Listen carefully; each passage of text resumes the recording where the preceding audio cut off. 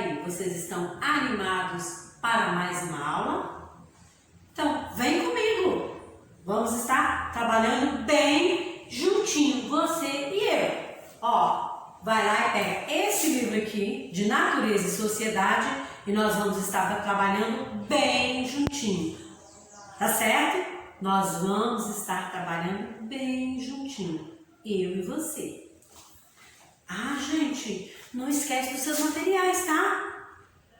O seu estojo com lápis, borracha, giz de cera e lápis de cor, tá certo? Olha só, o dia do professor, 15 de outubro.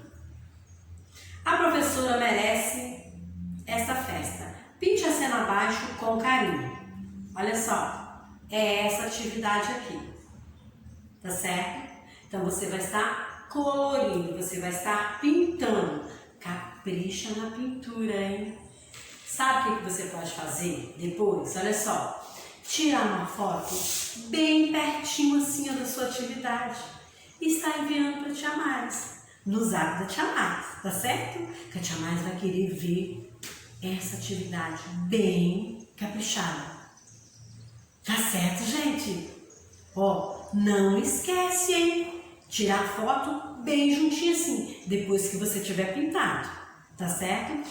Vocês estão lembrando o nome da sua professora? Quem é sua professora? É a Tia Maris. Muito